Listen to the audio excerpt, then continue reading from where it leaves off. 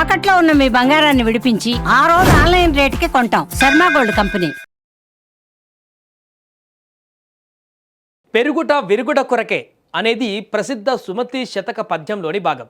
అతిగా పెరిగేది ఏదైనా ఒకరోజు పతనం తప్పదని ఇది హెచ్చరిస్తుంది. అలాగే ధరలు తగ్గుట పెరగడానికి సుఖం ఎక్కువైతే బాధలు రావడం సహజమని ఈ సామెత జీవిత సత్యాన్ని తెలియజేస్తుంది. ఇప్పుడు ఇదే సామెత బంగారం ధర వరకు వచ్చింది. నిన్న మొన్నటి వరకు బగ్గుమన్న బంగారం ధరలు ఒక్కసారిగా నేల కొరిగాయి. దేశీయ మార్కెట్లో బంగారం ధర 2 రోజుల వ్యవధిలో ఏకంగా 16,000కు తగ్గింది. ఇదే సమయంలో వెండి ధర రికార్డు స్థాయిలో 1.05 లక్షలు పతనమైంది. శనివారం ఆదివారం ఇంటర్నేషనల్ మార్కెట్లకు సెలవు. అయితే ఆదివారం రోజు బడ్జెట్ సందర్భంగా కమోడిటీ మార్కెట్లు పనిచేయగా బంగారం వెండి ధరలు అక్కడ భారీగా పతనమయ్యాయి. ఇక మల్టీ కమోడిటీ ఎక్స్చేంజ్లో గోల్డ్ ఫ్యూచర్స్ ధర 5% వరకు తగ్గి 1.43 లక్షల స్థాయికి పడిపోయింది.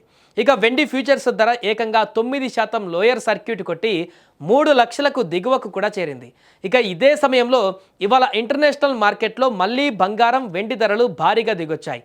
కిందటి రోజు స్పాట్ గోల్డ్ రేటు ఔన్స్కు అంటే 31.10 గ్రాములు $4,880 స్థాయిలో ఉండేది. ఇప్పుడు అది 5% వరకు తగ్గి $4,700 దిగువకు చేరింది.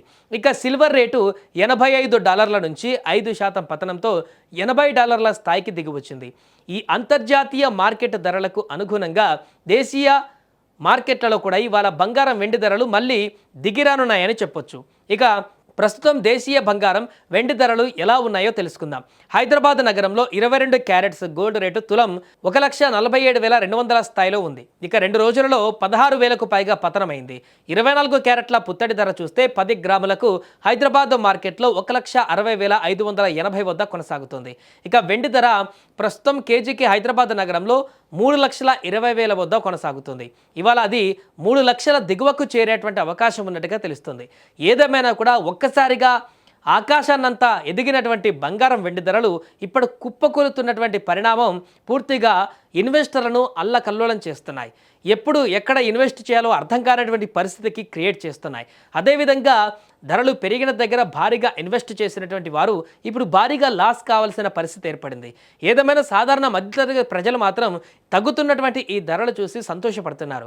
రాబోయే రోజులలో పెళ్లి ముహూర్తాలు ఎక్కువగా ఉండడంతో పెళ్లిలకు కొనవలసినటువంటి బంగారానికి కావలసినటువంటి డబ్బును సమకూర్చుకుంటున్నారు.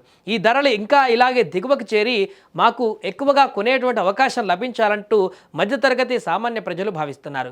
ఏదేమైనా కూడా ఊహించని పరిణామాలతోటి బంగారం వెండి ధరల్లో ఉన్నటువంటి ఈ వ్యత్యాసాలు అనేటివి చాలా కన్ఫ్యూజన్గా మారాయి. అంతర్జాతీయ మార్కెట్లో నెలకొన్నటువంటి ఒడిదుడుకుల కారణంగా ఒక్కసారిగా ఆకాశాన్నంటిన బంగారం ధరలు అదే రకమైనటువంటి అంతర్జాతీయ ఒత్తిళ్ల కారణంగా ఇప్పుడు దిగువకు చేరినటువంటి పరిణామం.